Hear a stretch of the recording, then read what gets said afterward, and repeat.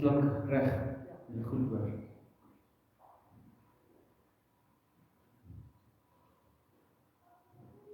Die grappie oor die weggrapping raak nou oud, maar so op vakansie, vakansie voel ek baie keer so as ek 'n kolle weg is, nie? So wat ek sommer wil vra is, terwyl jy sien wie gewoonlik nie naby jou sit, hou hulle in gedagte soos wat ons deur die diens gaan en dan bid, nie bid vir hulle daar waar hulle is, dat hulle sal doen dit wat ons hier doen. En ons verlang ook aan ons mense, as hulle dalk nie hier is nie. Ek wag nou nog net vir die klomp pannekoekbakkers daar buitekant. So kom ek doen solank die afkondigings. Ek het in die week met Roan Venter gepraat, en onthou Roan het verlede jaar sy geloofbely matriek klaar geskryf, hy is in Potch, besig om te studeer, en hy het ingeskakel daar by die gereformeerde Kashet, met die kerk Kashet, so ons stuur ook sy attestaat af, met ons seënbede ook vir sy studies en vir sy inskakel daar in die gemeente. Ek is baie bly, hy is sommer klaar betrokke. Dan verjaarsdag hierdie week, Karin, die van geval jy vergeet het, die verjaar maandag, en langsaam Marisa en Anita, onthou mamma verjaar Vrydag, nee. Baie geluk met julle verjaarsdag, is altyd 'n mooi herinnering van die Here se genade in 'n mens se lewe ook, as mens dit saam met mense kan vier. Diensbeurt is week 6 en 7, so dis die ouens wat nou die dag saam met my huis bytsbesoek gehad het, onthou dis julle, so kom help asseblief na die tyd gou met die koffie en die tee. En dan woensdag aand het ons psalmfees, Paasfees, en so in Paasfees tyd gaan ons, dis van leiding tot glorie is ons tema, kom sing saam. Ek dink dit gaan, dis die eerste keer wat ons dit doen, en ons hoop om dit 'n jaarlikse instelling te maak, veral met volgende jaar, as ons 90-jarige fees vier, wil ons nogal ietsie groot daarvan maak, so bring mense saam, bring jou bure, sê, kom sing saam, want dit gaan aangenaam wees, Irina en Dani, en het nog 'n paar musikante het moeite gedoen om nog instrumente op by te trek, so ek dink dit gaan regtig baie aangenaam wees. Onthou ons gemeentekamp 22 tot 25 Mei, by Westness Lodge, ek kan vir Marlies as Kaapheid kontak. Saam bid vanaand om 6 uur, soos gewoonlik, en dan ons het weer vleis, ons is al 'n gemsbok wat 'n hele end verwerk is, ons sal weer maalvleis, so weer daar's mense wat vir die week nie gekry het nie, maar is weer en die volgende wees hang. So ons is nou mooi in ritme, so as jy asseblief by Marina sal bestel. Dan hierdie marteling wat ons beleef is die breek van pannekoek. So as jy nou soos ek voel dat jy nou nie vinnig moet klaarmaak volgende, is dit die rede. So die diakonie bak pannekoek en dis vir donasies, daar is 'n donasieboks. Dit is maar om net die vir barmhartigheid aan te vul. So help hulle ook daarmee asseblief. En dan, as jy ondergestop het, sal jy sien, ons het 'n bietjie van 'n rotsstorting gehad. Dit is nou ongelukkig met die Maika deel van hier waar ons is. So net hierdie terras, waar die voertuie hierso staan, het uitgeval. Gaan die hele ruk vat om dit te kan herstel, om eers droog word en dan moet ons planne maak. So ons maar vra, as jy regtig, jy moet nog onthou, dit is vir ons ouer persone wat gewoonlik die parkeer of ouer persone moet aflaai. As jy moet, stop dan net ver genoeg. Die res asseblief, hou maar verby of stop onder, totdat ons dit herstel het asseblief. Ons wil nou nie ouens se karre hier onder moet gaan optel. Ek dink dis al die afkondigings, ek sien nou nog nie my pannekoek mense nie. Maar jy moet maar net sê, kyk, hierdie priester gaan nie toelaat dat waar in die tempel gebak word, terwyl hy gepreek word. Asseblief.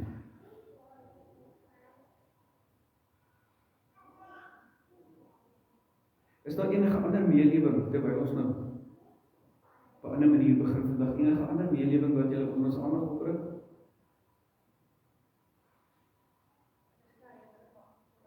Goed, hulle kan na die tydskot op goed was, is goed. Ons sal mense stuur. Altyd weet jy of dit gereën het by Lienardwil ook? Weet dit, wonderlik. En dis van die dele wat ons weet nog nie reën gehad het nie, baie dankbaar vir die reën.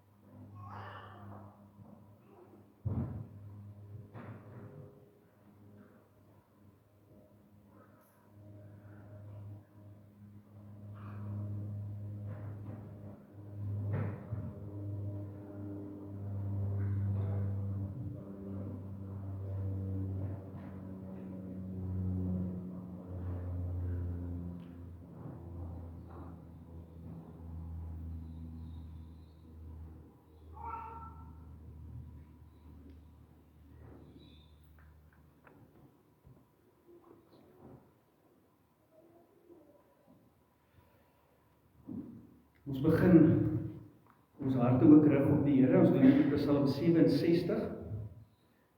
Vanaf ons in vers 1, 2 en 3. Psalm 67 vers 1, 2 en 3. En dit is die tweede omdigting.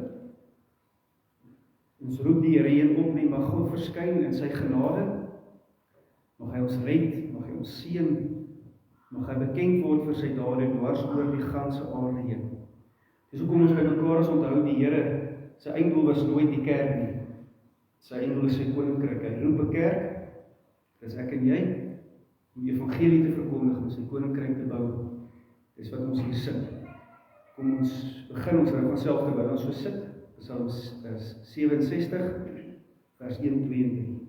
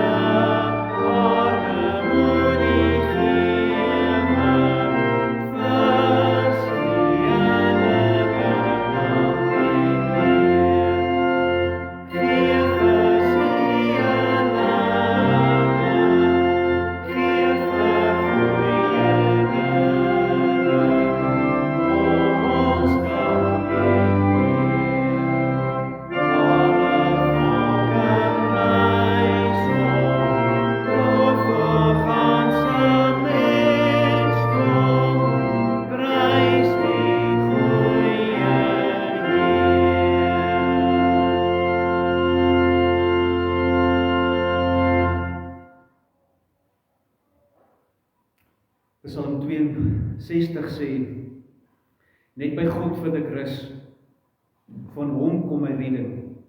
Net hy is my rots en my redding, my veilige vesting, sodat ek vas en stewig staan. En omdat ons vas en stewig op hierdie Here kan staan, geliefdes, ontvang ook die seën van die Here. Julle vir wie God die Vader geroep het, wat hy lief het en deur Jesus Christus bewaar, barmhartigheid, vrede en liefde word in oorvloed aan julle geskenk. Kom ons amen, as die Here sy seën bevestig, ons doen dit met lied 205. Die 205, en ons gaan daarvan sing vers 1, 2 en 3. Bring lof aan die Vader, verheerlik die Seun, verliefde genade, verlossing en steun. Dat elkeen wat glo nie verlore mag gaan, maar ewig voor hom as verlostes kan staan. Ons verklaar met dan oor ons status en hoekom ons hier is om die Here te loof, nou ons is sy kinders, ons staan voor hom as verlostes. Kom ons staan ons in dit hartlik saam.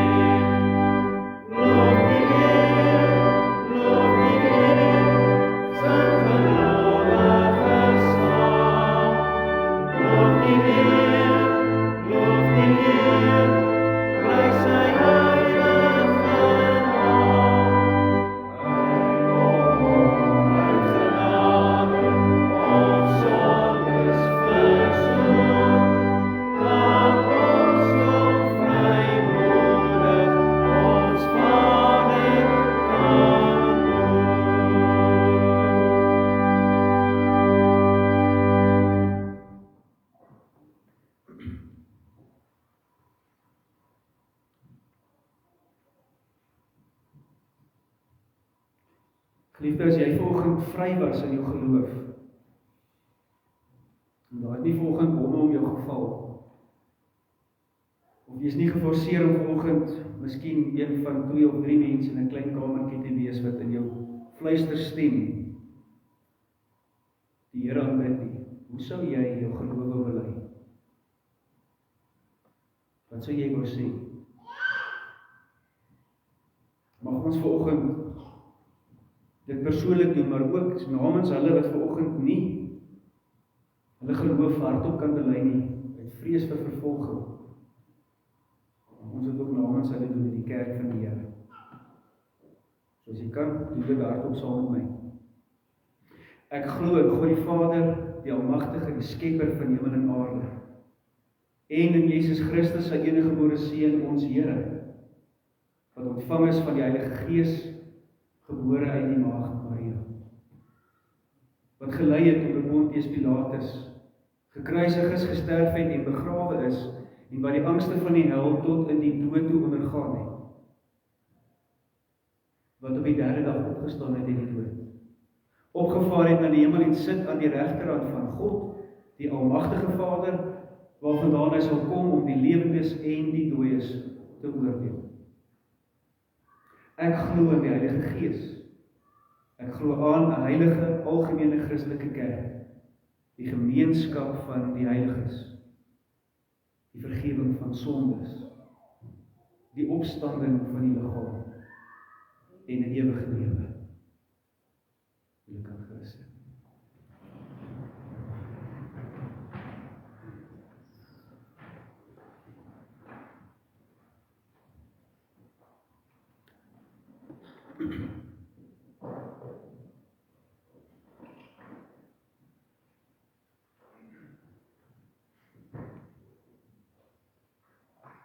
Vanoggend gaan ons weer terug na die bron van ons verhouding voor die Here, die 10 gebooie. Hulle die saamvat van hoe ons voor die Here kom, van sy wil. Julle onthou in die berggedeelte het die Here Jesus gesê dat hy nie gekom het om die wet van die Here, die wil van God sy Vader af te skaf nie, maar om dit te vervul. Daarom lees ons dan die 10 gebooie en ons luister daarna met 'n bril, ons lees dit met 'n bril om dit te verstaan. Jesus Christus het hierdie vervul. Ons gaan iets daarvan hoor vanoggend in die prediking ook. Ons luister dis aandagtig met respek. Toe het God al hierdie gebooie aangekondig, ek is die Here, jou God. Luister mooi na hierdie woorde. Ek is. Ek gaan dit nou weer hoor. Ek is die Here jou God wat jou uit Egipte uit die plek van slawerny bevry het. Jy mag naas my geen ander gode hê nie. Jy mag nie vir jou 'n beeld of enige afbeelding maak van wat in die hemel daarbo op die aarde en onder of in die water onder die aarde is nie. Jy mag hulle nie vereer of dien, want ek, die Here jou God, eis onverdeelde trou aan my. Ek reken kinders die sondes van hulle vaders toe, selfs tot in die 3de en 4de geslag van die wat my haat, maar ek betoon my liefde tot aan die 1000ste geslag, van die wat my lief het en my gebooie gehoorsaam. Jy mag die naam van die Here jou God nie misbruik nie. Want die Here sal die een wat sy naam misbruik nie ongestraf laat bly nie. Sorg dat jy die Sabbatdag heilig hou. 6 dae moet jy werk en alles doen wat jy moet, maar die 7de dag is die Sabbat van die Here jou God. Dan mag jy geen werk doen nie. Nie jy of jou seun of jou dogter of die man of vrou wat vir jou werk of enige dier van jou of die vreemdeling by jou nie. Die Here het in 6 dae die hemel en alles daarin gemaak, die aarde en alles daarop, die see en alles daarin. Op die 7de dag het hy gerus. En daarom het die Here dit as gereelde rusdag ingestel en geheilig. Eer jou vader en jou moeder. Dan sal jy lang bly woon in die land wat die Here jou God vir jou gee. Jy mag nie moord pleeg nie. Jy mag nie egbreek pleeg nie. Jy mag nie steel nie. Jy mag nie vals getuienis teen 'n ander gee nie. Jy mag nie iemand anders se huis begeer nie. Jy mag nie sy vrou begeer nie, ook nie 'n slaaf of slavin, 'n bees of 'n donkie of enigiets anders wat aan hom behoort nie. So broers en susters, kinders, hoor ons die wil van die Here. Mag dit op ons harte geskrywe staan, veral omdat die Here Jesus dit vervul het. Dit sy volle betekenis kom gee. Kom ons bid saam.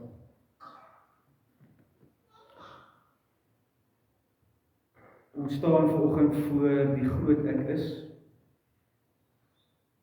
Dit is U wat dit kan sê. Hoe dikwels, Here, staan ons voor 'n spieël of staan ons voor 'n probleem of wonder ons maar net wie is ek? Kan ek sê ek is? Hoe onseker is dit as dit nie vir U is nie? Hoe wonderlik om vanoggend dan op die fundament van U naam te staan, U is wie U is. En daarin mag ons rustigheid en roeping kry. Daarin en daarom mag ons U verheerlik. Dankie Here dat ons vanoggend by mekaar kan wees. Waarskynlik baie ander plekke waar ons kon wees of wou wees. Tog bring U ons om in ootmoed en nederigheid voor U te kom. Ons het gehoor nou die dag uit die Psalm, hoe mooi is dit wanneer iemand sê, kom ons gaan na die huis van die Here, kom saam. Ook daarop vir ons reageer. Mag ook hulle wat oor die internet inskakel, besef Here, ons mekaar hierin nodig, ook ons fisiese teenwoordigheid, dat ons dit nooit sal afskaf. Maar Here, U is groter as afstand. Wil U daarom ook ons eenheid bevestig in hierdie aanbidding. Ons eer U vir die reën, vir die skouspel van die natuur, Vrydagoggend met die donderweer, wat ons net weer laat onthou het. Ons het geen beheer daaroor nie. U het alle mag. Toe U hierdie wet aangekondig het, was daar donderweer op die berg. U is eer en heerlikheid waardig. Praat ook nou met ons, o Here, uit die verhaal ook van ons Here Jesus en die betekenis van sy koms. Dankie dat ons U mag aanbid. Amen.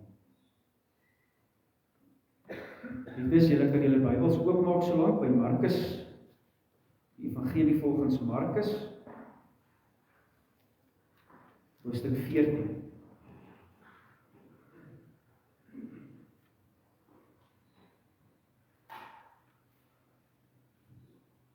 Jy sien, ek net seker maak julle is reg met die PowerPoint, nie, die gekry. Dankie.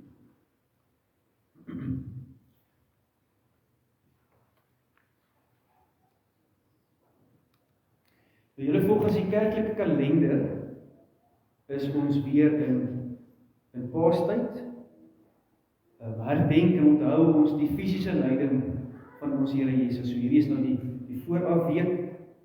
En vanoggend, ons gaan so 'n bietjie vooruitspring. Wil ek ons moet onthou wat het gebeur nadat Jesus gevange geneem is. So dit is nou Vrydag wat kom, die Donderdag Vrydag. Ons onthou hy word in Getsemane gevang en al die disippels hardloop weg.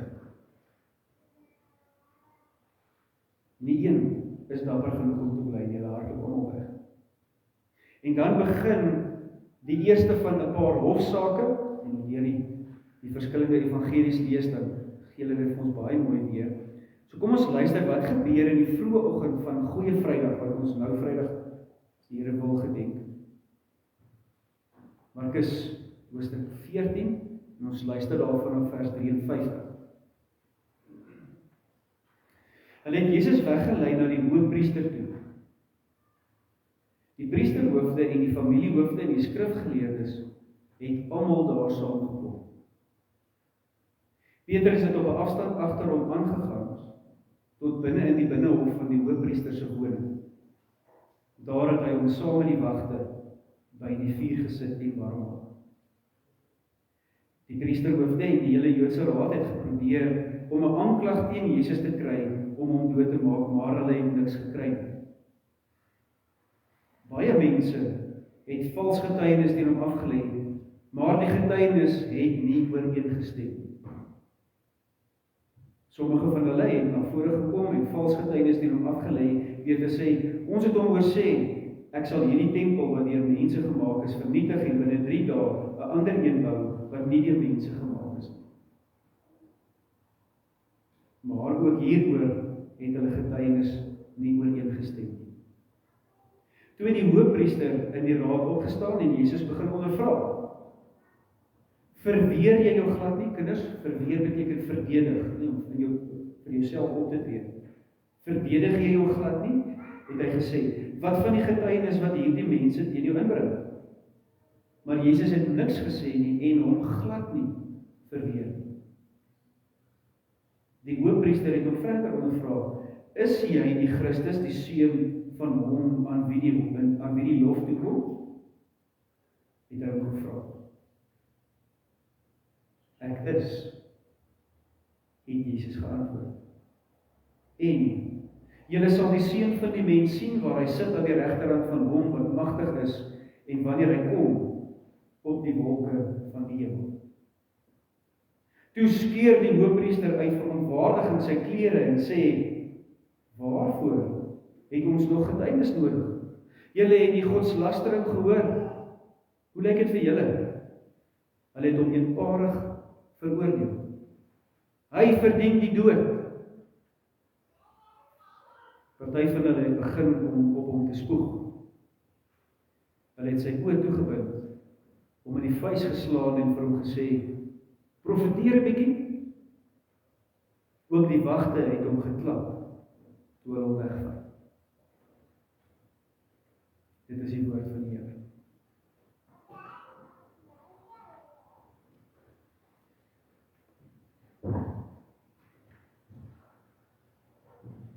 Die onreg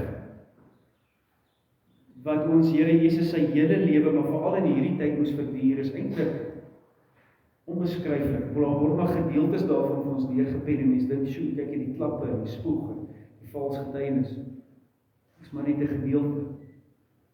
Vanoggend wil ek graag fokus op die onreg wat hy moes ly aan die hand van die man wat eintlik sy verteenwoordiger moes wees. Dit is iemand wat mense nader aan Jesus moes lei. Die hoëpriester Kajafas. Elgin, het jy gaan jy sy naam onthou? Hy was baie vas aan sy kaja. Jy weet wat sy kaja? Kaja is jou blyplek. Kajafas was baie vas in die tempel. Nee, hy kon nie sien dat die tempel ooit, hy kon nie Jesus insien nie. Die kinders, julle gaan nie vergeet die ouers ook, nee? Want Kajafas was vas aan sy kaja. Dis hoe ons onthou, dis die hoëpriester Kajafas. So kom ons onthou, wat vir 'n ding was 'n hoëpriester? Die hoëpriester van Israel was die direkte afstammeling van Aaron. Kinders, julle het onlangs in hierdie jaar ook het ons al die geskiedenis gedoen. Aaron het die seun, die broer van Moses, hy was die eerste hoëpriester deur God self gekies, deur Moses gesalf as hoëpriester. Die hoëpriester was in beheer van die volk se georganiseerde aanbidding. Nie amper soos wat as ons is ook redelik georganiseer is op 'n Sondag by mekaar kom, daar sekere goed wat moet gebeur. Hy was in beheer daarvan. Hy moes namens die volk, en jy moet hierdie woordjie hoor, namens die volk offers bring. Toe hulle mag nie vir hulle self veroffer dit sommer net nie. Die priester moes namens hulle offer daar in die tempel. Hy moes namens hulle bid. Hy moes namens hulle God raadpleeg oor sake.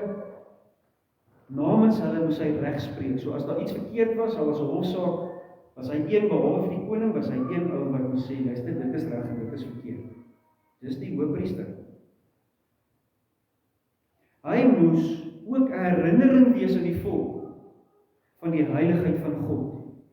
En daarom sy spesifieke amptsklere of sy diensklere.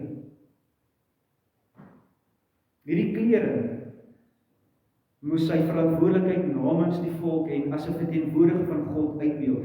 Dit was uitspattig, 'n groot hoed, helder, dit was goud geborduurde klere. Op sy bors het hy hierdie 'n borsharnas gehad met edelgesteentes op.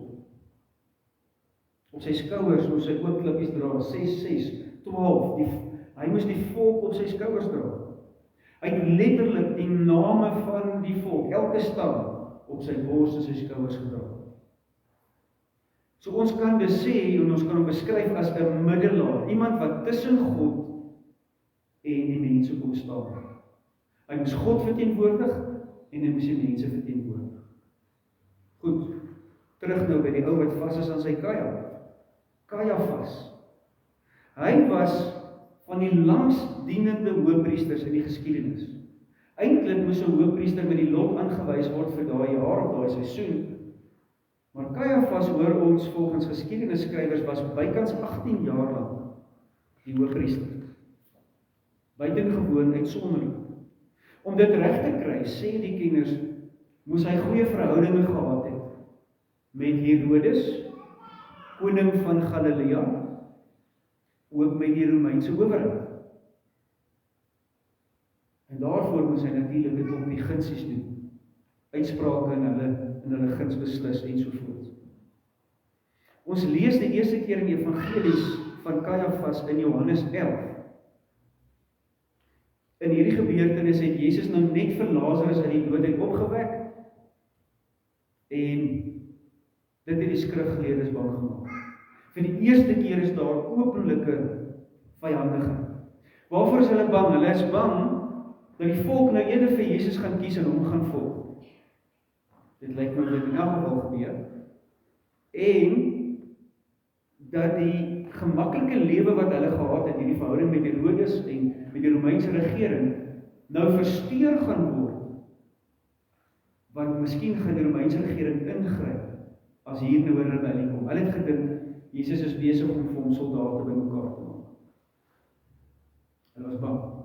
En dan hoor ons, een van hulle, dis nou hier in Johannes 11, vers 49, een van hulle, 'n sekere Kajafas, wat daardie jaar hoofpriester was, het egter vir hulle gesê, julle verstaan niks, en julle besef ook nie dat dit tot julle voordeel is, dat een man vir die volk sterwe, en nie die hele nasie verlore gaan.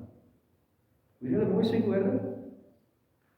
Een man sterf vir die volk, en nie die hele nasie of die volk verlore gaan. So op Kajafas se aanbeveling, die hoofpriester se aanbeveling, besluit hierdie vergadering, ons gaan vir Jesus doodmaak. Johannes gaan dan aan as hy verder gaan lees, en hy vertel hoe dat Kajafas eintlik hier geprofeteer het van waarom Jesus gekom het, een vir baie, sonder dat hy dit geweet. Nog 'n bietjie konteks oor hoekom Kajafas persoonlik dalk ook vir Jesus wou dood hê, is dat hy waarskynlik 'n redelike inkomste, omdat hy nie die hoof van die tempel was, 'n inkomste gekry het oor die verkopery daar in die tempel. En wat het Jesus gedoen? Hy het daai klomp handelaars weggejaag. Betekenis met dalk so 'n bietjie dommetjies gesê, as jy 'n Joodse wins vat, dan reën die bomme. Ons sien, Kajafas was nie anders nie. Hy het persoonlik skade gelei toe Jesus die tempel skoonmaak. En nou hoor ons in hierdie Kajafas se huis word daar kort voor Paasfees 'n vergadering gehou om te besluit hoe gaan ons Jesus vang, hoe gaan ons hom doodmaak in die hoofpriester se huis. So hoe sou ons sy karakter kan opsom? Slinks, kreatief, gierig, moordlustig, onregverdig, alles behalwe 'n hoofpriester wat veronderstel was om die Here te verteenwoordig. Iemand wat optree en sê, dit is God, dit is die kinders en 'n middelaar is. So in ons teksgedeelte speel die ware hoofpriester, die hoofrol natuurlik, dink ook Kajafas, dis hy. Maar die kinders wil julle met mooi hoor. Dis eintlik Jesus. Jesus is die hoofpriester. Kajafas dink hy is. So alles in hierdie hofsaak, alles wat nou gebeur, getuig van ongeregtighede, onregverdigheid, kinderry. In die eerste plek was dit ongehoord om iemand daardie tyd van die nag te verhoor. Dit is nie gedoen nie, dit is in die dag gedoen. Verder hoor ons hoe daar op hierdie laat stadium in die verhoor probeer is om 'n aanklag teen Jesus te kry. Julle ken die reg. Daar's eers 'n aanklag en dan is daar 'n verhoor, nie waar nie? Ons hoe dit werk. Dan word iemand in hegtenis geneem en dan die verhoor toe gebring. Jesus word in hegtenis geneem, dan word 'n verhoor gereël en toe aanklagtes gereël. Selfs volgens die Romeinse reg, in wie se tyd hulle leef, is dit korrup. So gretig is hierdie klomp vals getuies daar, dat nie een van hulle liegstories ooreenkom. kostelik as jy so 'n bietjie op die program gevolg en kom jy agter dat wanneer 'n leegstorie ooreengekom is, dan stem hy woord vir woord oor jou. En dan weet jy iemand jou. Hier is nie eens 'n woord wat ooreenstem nie, nie eers 'n storie nie. Ons hoor dit 2 keer. En hoor hoekom dit so belangrik is. Ons lees in Deuteronomium 17. Die ter dood veroordeling mag net plaasvind op die eenparige getuienis van 2 of 3 getuies, nie op die van die een. Daar moet ooreenstemming wees. So dis hoekom Markus hier skryf baie duidelik, daar was 2 keer sê, daar was nie ooreenstemming, hierdie ou se stories was heeltemal verskillend. So dit wil voorkom asof hulle ten minste die skyn wou hê van regverdige verhoor, want hoekom het hulle nou eintlik mense gekry, getuies, hulle sou in elk geval vir Jesus doodmaak, maar nou moet hulle voor die volk en voor die Romeinse owerheid die skyn hê dat hier 'n regverdige verhoor is. En selfs dan, as daar nie getuies is nie, hoor ons die storie stem nog steeds nie ooreen. So wat nou? Kajafas red die situasie. Hy begin self om vir Jesus te ondervra. Nou dit is so, dat een van die rolle van 'n hoëpriester, het ons nou al gesê, was om te help met die regsuitspraak. Iets wat eenvoudiger is, anders moes dit na die koning toe gaan. Hy moes sorg dat dinge regverdig gebeur in die teenwoordigheid van die Here, dis die klem. In die teenwoordigheid van die Here, onthou, hy verteenwoordig die Here, ons gaan nou hoor wat doen hy. Maar Kajafas raakpleeg nêrens die Here, ons hoor nie dat hulle die verrigtinge stop, hulle Kajafas bid of enigiets doen. Nou, deel van Kajafas se priesterlike drag was 2 voorwerpe, 2 klippe, wat binne in sy borsplaat gebeer is, as jy op die prentjie kyk, daai een met die klippe op, kinders. Agter daai plaat was hierdie 2 klippies daar. Wanneer hy die Here sou raakpleeg, sou hy dit hou, en ons weet nie of hy dit sou gooi, hoe dit presies sou werk nie, daar was mooi verduidelikings ook in die Ou Testament, dat dit moes gebruik word deur die hoëpriester. Dis genoem die Urim en die Thummim. Jy kan sien, die een is swart en die ander een is wit. Dis die regspraak. So jy moes die Here vra en die Here moes die uitspraak gee. Dit doen Kajafas nie. So moes Kajafas eintlik as priester direk by die Here hoor wat sou die uitspraak wees. Maar Kajafas gaan self besluit wat is regverdig, wat is geregtigheid, hy gebruik dit nie. En hier is nou wat ek en jy in die groter prentjie moet sien. Alhoewel hy God nie gaan raakpleeg nie, praat hy tog met God. Want hier voor hom staan die Here Jesus Christus. God staan voor hom, kyk in sy oë. So wat gebeur hier? In 'n koninkryksprentjie is dit dis hoëpriester teen hoëpriester. Die ware hoëpriester, ons Here Jesus, teenoor die aardse, valse hoëpriester Kajafas. Die een praat, hy praat baie, hy's angstig, hy's aggressief, hy's aanvallend, hy's slinks. Aan die ander kant, stilte, rustig, besig om 'n profesie te vervul. Een van hierdie gedeeltes van die profesie kry ons in Jesaja 53, lees saam op die bord. Hy is mishandel, maar hy het geduldig gebly. Hy het nie gekla nie. Soos 'n lam wat na die slagplek toe gelei word, en soos 'n skaap wat stil is as hy geskeer word, het hy nie gekla nie. Jesus bly stil. Dis kostelik dat Jesus wel dit wat in die Ou Testament oor hom gesê word vervul, terwyl die hoëpriester niks van wat hom gesê is en wat sy opdrag is vervul. En dan kom hierdie vraag wat op almal se lippe sou wees en in hulle gedagtes in daai tyd. Kajafas, hoor mooi, hier's weer woordspeling. Die gesalfde hoëpriester, hy het nie self opgedaag nie, onthou, hy is gesalf as hoëpriester. Hy is deur God aangewys, hy vra, is jy die Christus, die seun van hom, aan wie die lof toekom? Kinders, kan julle onthou, ouers, wat beteken gesalfde? Hoe vertaal ons dit in Grieks? Christus. Christus beteken gesalfde. So wat doen hy hier? Eintlik vra die hoëpriester vir Jesus, is jy die gesalfde een? Is jy die spreekbuis van God? Is jy die verteenwoordiger? En vir die eerste keer is daar 'n vraag wat die moeite werd is om te antwoord. Ek is. Dit sou die oë laat rek en jy het nooit so, dit is God se woord. Hulle sou almal dadelik herinner word aan hierdie woorde wat God vir Moses by die brandende bos gesê toe hy sê, Here, wie moet ek sê wie stuur my? En sê vir hulle, ek is stuur jou, dis my naam. Dadelik sou hulle regop sin sê, hier kom iets.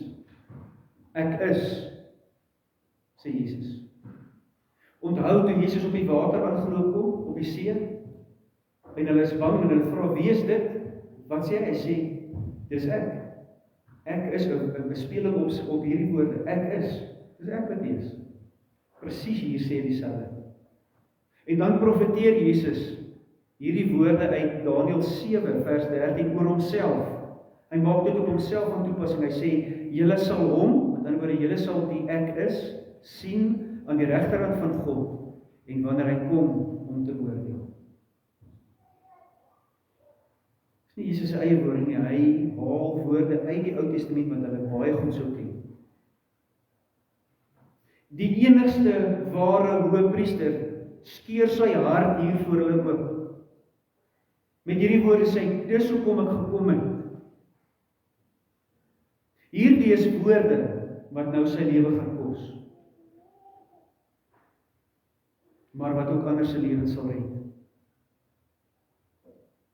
Caiaphas, die aardse hoëpriester, hoor ons, skeur sy klere. Hy skeur sy priesterklere, want is hy so geweldig bedroef en geskok deur hierdie lasterlike woorde. En wat 'n gesig moes dit nie gewees het nie. Selfs ek dink die mense wat hom omring sou geskok gewees het deur hierdie optrede. Hierdie pragtige, veelkleurige, goudgeborduurde klere. Die priesters gewaad word geskeur. Maar dit pas nie. Iets hiervan pas nie. Dis so onwerklik en so oneg soos wat die getuienis was. Sy oordadige emosies pas nie by die hoëpriester nie. Luister saam met my die opdrag in Levitikus 21 vers 10. Die hoëpriester op wie se kop olie uitgegiet is, dis Caiaphas, om hom te salf en wat georden is om die heilige klere te dra, mag nie rou deur sy hare onversorg te laat of sy klere te skeur nie. Mag nie, want jy verteenwoordig nie jouself nie, jy verteenwoordig God en die mense. So wat gebeur nie? Caiaphas ontbloot sy eie valsheid hier. Hy kondig Jesus se doodsvonnis aan, terwyl hy die angsklere skeur, die betekenis van hoekom hy daar sou wees. Dis duidelik hoekom Jesus hier is. Caiaphas is duidelik hier vir homself. En nou, almal opgesweep. Almal in die vergadering skreeu, hy verdien die dood. Hy verdien die dood. En nou is die aardse hoëpriester se werk gedoen. Daar gaan 'n offer kom. Onthou nou, dis Paasfees, so die lammetjies is reg, hulle is geslag, die bloed loop al. Die hoëpriester gaan nou die offers bring met sy medepriesters. Maar die grootste offer het hy nou aangekondig. Jesus Christus gaan geoffer word. So sy werk is gedoen. Maar die werklike hoëpriester, Jesus gaan homself offer. Sy klere gaan ook geskeur word as hy aan die kruis is. 'n Teken van vernedering,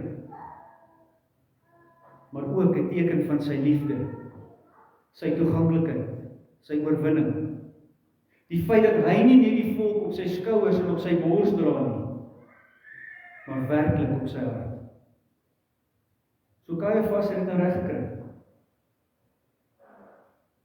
Binnekort gaan Jesus sterf, in 'n paar uur. Broers en kinders, as jy hierdie hoor, maak dit jou ook eintlik lus om jou kop te skud, vinger te swaai, jy sê, jy sien, dis nou vir jou 'n Jood. En waar was die kerk?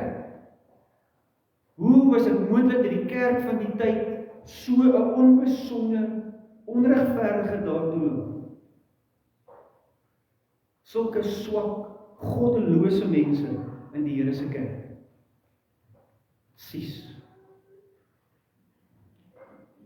Ons sal ook self so ver wil gaan as om te sê, dat as daar iemand is, wat ons voor die tyd moes weet in die hel sou wees, saam met Judas, want dis die enigste ou van wie ons dit weet, is dit Kajafas.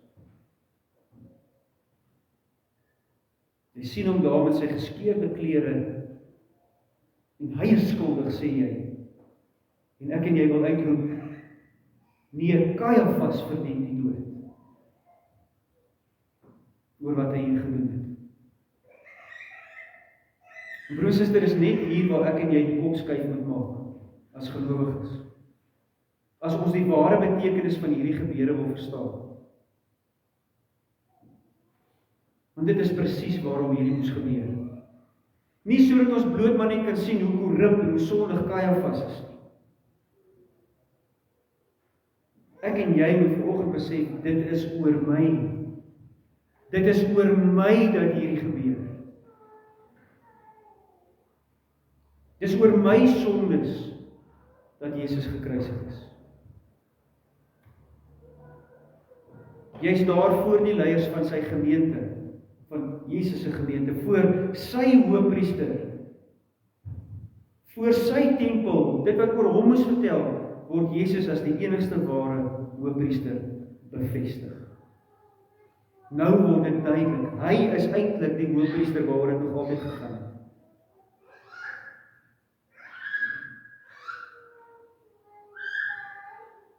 Dit gebeur sodat ek en jy kan weet, die kerk is nie vol perfekte mense nie, dis nie die einddoel van die Here nie.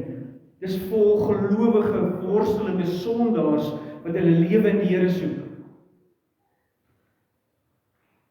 Mense wat elke dag veronderstel is om as profete, priesters en konings op te tree.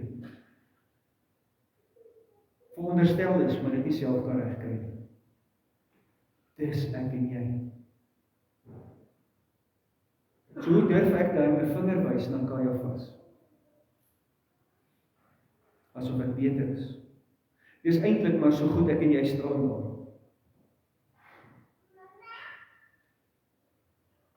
En sonder om my aan te val, bly Jesus hoëpriester. Hy dra my naam op sy hart. Soos 'n ware middelaar staan hy tussen God die Vader en sy volk. Tussen God die Vader en my. En eintlik moet ek weet, ek verdien die dood.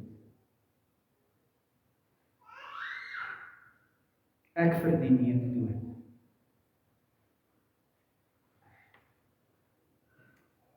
Die verhaal gaan aan. Nou gaan Jesus in 'n baie fisiese lyding in ons hoor, sommer daar al gespoeg word, geklap word en die marteling gaan nou gebeur. Ook aan die kruis. Waar hy bloot gaan hang voor die wêreld en die asem uitblaas. Hoekom? Hoekom dan hierdie fokus? Want julle daar was Jode, mense wat daar was wat gered moes word. Ons hoor van twee, onder andere, soms so vinnig. Die ene was Josef van Arimatea, die man wat Jesus se liggaam begrawe het.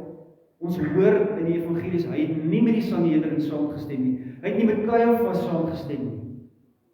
Hy het tot bekering gekom. Hy het 'n volgeling van Jesus geword. Ons hoor dieselfde van Nikodemus, die skrifgeleerde. Hy het kom help by die begrafnis. Hy het nie meer weggebly nie, hy het nader gekom.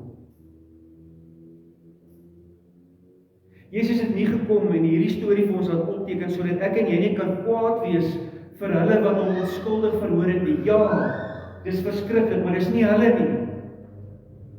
Dis ons. Sodat ons weer mag onthou, hy het dit vir sy sondige kerk kom doen. Hy het die ergste onreg verduur, sodat daar vir jou en my geregtigheid kan wees.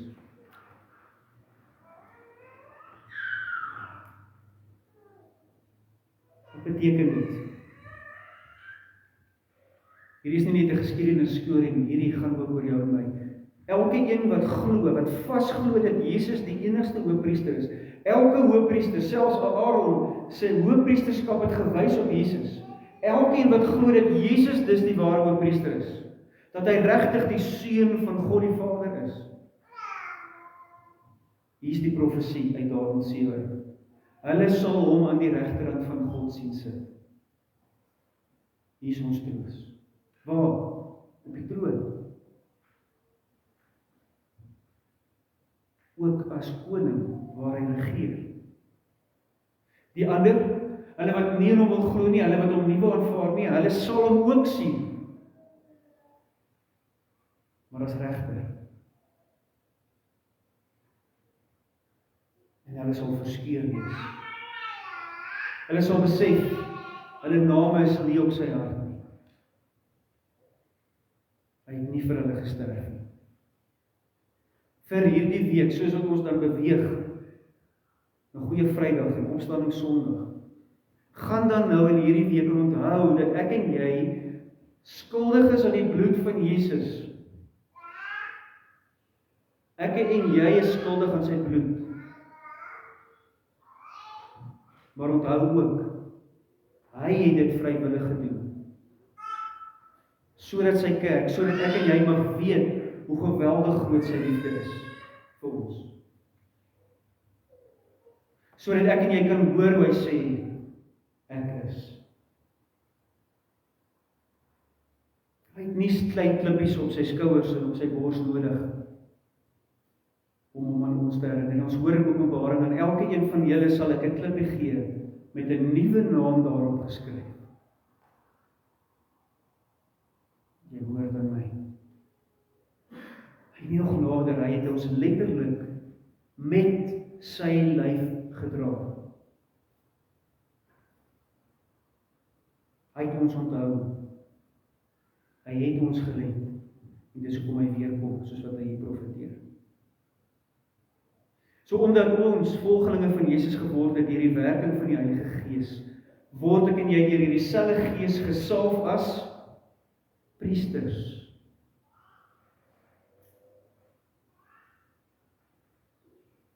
Jy is 'n priester. Besef jy dit? So wat doen ek en jy as priester? Bid. Jy bid self. Jy bid vir. Wat nog? Wees regverdig.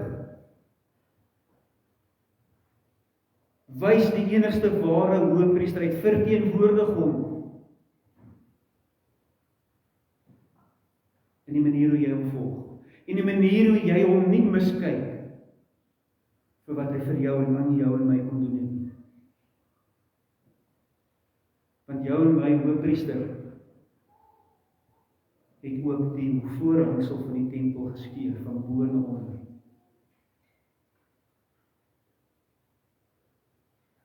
Nie in verontwaardiging nie.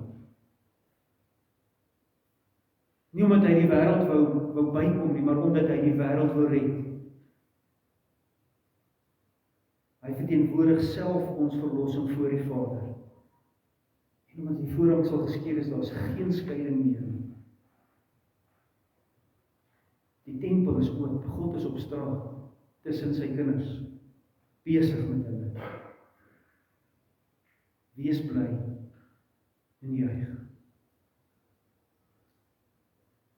God sê, ek is. Amen.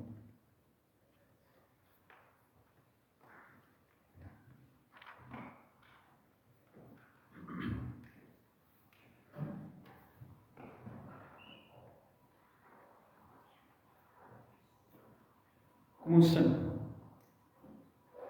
Psalm 70, ons gaan die tweede onderdigting sing. Ons gaan nou vers 1 en 2 sing en dan gaan ons, nadat ons gebid het, vers 3 en 4 sing. Vers 1 en 2, red my o God en help my gou, dat ek die lewe kan behou. Hoor dat in die Ou Testament iets van hierdie bedoeling op daar was, nee, ek het nie die lewe in myself nie, as dit nie die Here is nie. Die wat die dood se strikke span, laat hulle strikke hulle val. 'n Profesie oor die slinksheid ook van die mense wat die Here nie wil volg nie. En dan ons gebed vers 2, wil U hul op die vlug laat slaan, dat hulle beskaamd van my afgaan, sorg dat hulle wat my spot hier verleer, terug in skaamte keer. Dat die woorde van mense wat nie die Here wil volg nie, geen impak het nie. Kom ons begin ons gebed so. Julle kan so sit.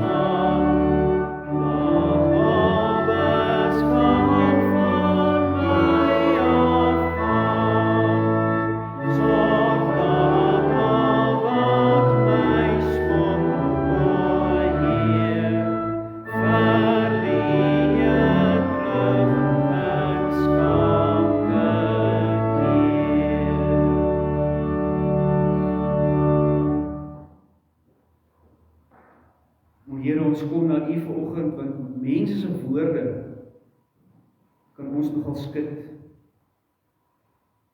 kan ons wankelrig maak. En so maak ons woorde ook ander seer, wanneer ons nie die waarheid praat nie, wanneer ons nie bereid is om die risiko met U te vat, om regtig te glo dat U die enigste een is wat kan red nie.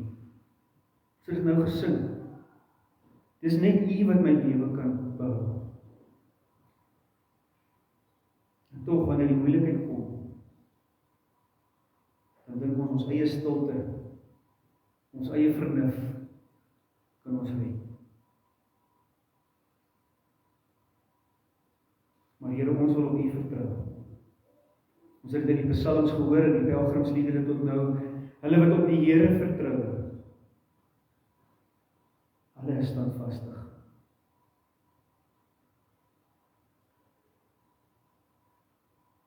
Ons vertrou U.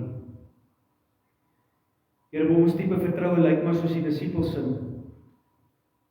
Ons hardloop weg, ons is bang, ons vergeet. In hierdie tyd, in lydingstyd, Here, is ons gebed, dat ons regtig sal onthou, ja, wat U deurgemaak het, die onreg, die pyn en die lyding, maar die wat en die hoekom. Help ons onthou hoekom U as hoëpriester die reddingsdaad kom doen en die finale offer kom gee, sodat U vir ons kan sê, julle is gesalf as priesters.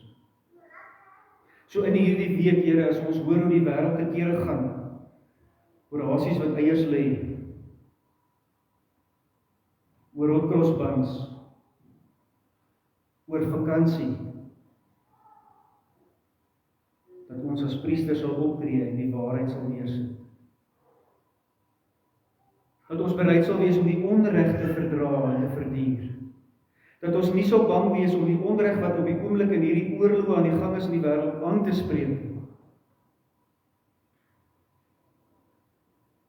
Dieselfde onreg wat u moes verduur gebeur. Mense wat u nie as die lam wil sien nie, maar net as die leeu.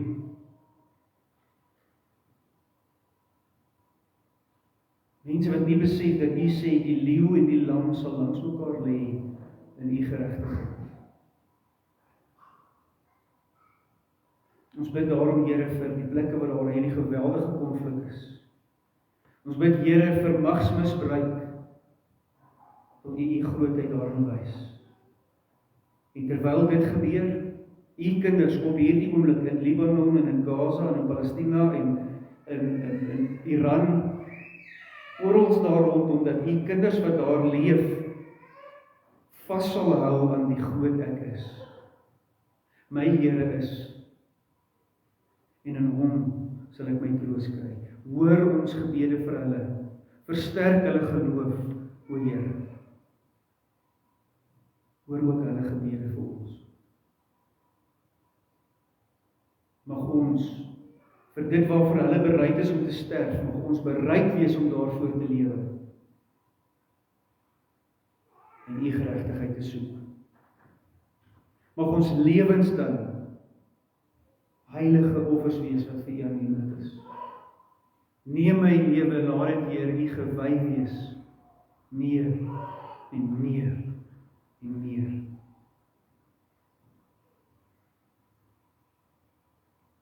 Dis vir my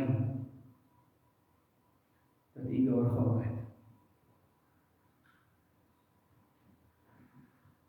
Dis vir my wat u in die dood uit opgestaan het.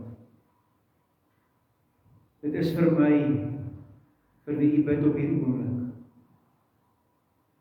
Dit is vir u vir wie ek leef. Amen.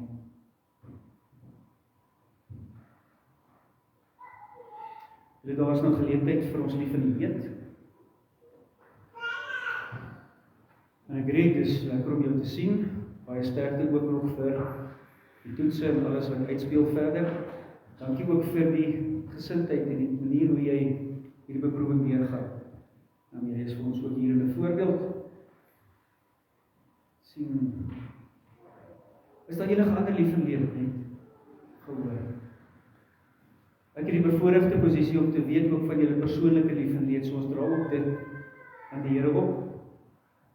Sterkte daarmee, die dinge waarmee jy worstel, dit is veral ook vir ons ouer lidmate. Dankie vir julle getrouheid, en dat julle ook hier vir ons 'n voorbeeld is van volharding. As die liggaam nou nie meer altyd wil nie, as omstandighede is nie altyd so maklik. Dankie ook vir ons dink aan die Elsabie, gaan met aan die Elsabie. Goed. Van die Elsabie het geval, dit was maar vir baie dramaties. Ons is bly dit gaan met haar weer beter. Dankie ook vir die van julle wat die seminaar bygewoon het van Jenny. Ek dink dit was goed, dat toen Willem, so 'n bietjie daaroor gesels, Marlene en Willem was daar, en Stian was ook by, en ons het Vrydag ook 'n ontbyt met 'n klomp predikante en leraars van verskillende gemeentes gehad, wat mooi verstaanbaar en gaan en wat ook so ons die Here baie dankbaar daarvoor. Kom ons gaan voort met Psalm 70. So nou sing vers 3 en 4.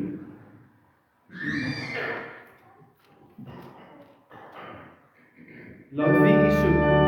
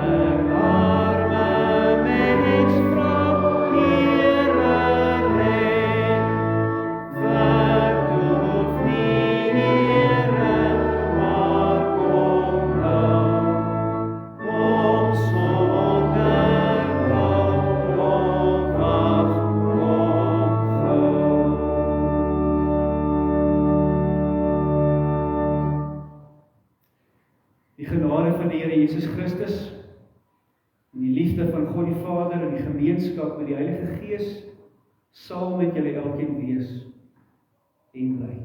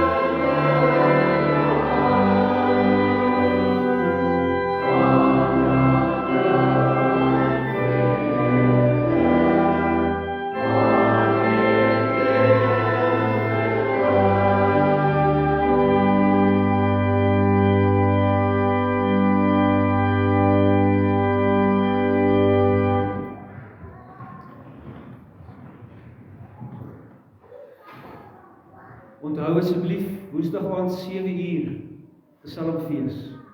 Ons sing saam, bring mense saam, en nou pannekoek, kom eet, lekker pannekoek, kom geniet mekaar se geselskap.